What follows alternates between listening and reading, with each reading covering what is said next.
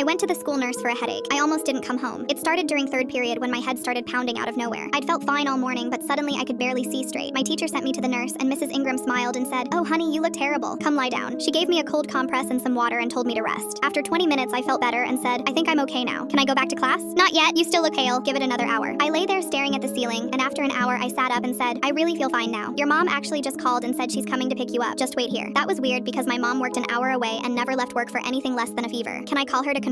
"Phone in here is broken. Just sit tight, sweetie." I pulled out my own phone and she said, "No phones in the nurse's office. You know the rules," and held out her hand until I gave it to her. I sat there watching her glance out the window every few minutes like she was waiting for something. "Can I at least use the bathroom?" "Use the one in here," she said, and pointed to a tiny bathroom attached to her office. When I came out, she was texting someone and smiling. "Your ride's almost here. My mom drives a blue minivan. Can you tell me when you see it pull up?" "Of course, sweetie." A few minutes later, she looked out and said, "She's here. Grab your backpack." I looked outside and saw a white SUV I'd never seen before with a man sitting in the driver's seat. "That's not my mom's car. She said she borrowed a friend's car because hers is in the shop. Come on, don't keep her waiting." My mom would have texted me that she was coming. She would have come inside to sign me out. "She's in a hurry. Let's go." Mrs. Ingram grabbed my arm and started pulling me toward the door, and I jerked away hard and said, "I'm not going anywhere until I talk to my mom." Her face changed completely. The warm nurse smile vanished and something cold and impatient took its place. "You're going to get in that car right now, or I'm going to give you something that makes this little headache feel like a vacation." That's when it clicked. The headache that came out of nowhere in the middle of third period, right after I drank the juice box that Mrs. Vance, the lunch lady, had given me in the hallway. She'd said it was left over from the kindergarten party, and I looked like I needed a little pick-me-up, and I'd thought it was so nice of her. "You drugged me," I said. "Mrs. Vance gave me something so I'd come here. She didn't even bother denying it. You're a smart girl. Too bad you weren't smart enough to figure it out before your ride got here." She grabbed for me again, and I bit her hand as hard as I could until I tasted blood. She screamed, and I ran for the door, but she tackled me from behind, and we hit the floor hard. I was kicking and screaming, and she was trying to pin me down and cover my mouth, and I saw my phone sitting on her desk where she put it earlier. I reached for it, and she slammed my arm down and hissed, "Nobody is coming to help you, so stop fighting." I headbutted her as hard as I could and felt her nose crack against my forehead, and she rolled off me screaming and holding her face. I grabbed my phone and ran into the hallway, and the man from the SUV was already inside the building walking straight toward me with his hands in his pockets. I turned and sprinted the other direction, screaming, "Help! Someone help me! Call 911!" as loud as I could. I could hear his footsteps behind me getting closer, and I burst through the gym doors where Mr. Tennant was setting up volleyball nets. "There's a man chasing me, and the nurse tried to kidnap me. Call the police right now." He didn't ask questions. He just pulled out his phone and stepped in front of me. The man appeared in the gym doorway and saw a 6'4" gym teacher standing between him and me with a phone to his ear, and he turned and ran. I heard his SUV peel out of the parking lot so fast the tires screamed. The police caught him 6 miles away. They arrested Mrs. Ingram in the nurse's office where she was still bleeding from her broken nose. They arrested Mrs. Vance in the cafeteria where she was already preparing another juice box for another girl in 5th period. The man had a list in his glove box with 4 names on it, and mine was at the top. They'd been running this operation for 2 years across 3 different schools. 7 kids went to the nurse with mysterious headaches and never came home. The police found 5 of them. They're still looking for the other 2.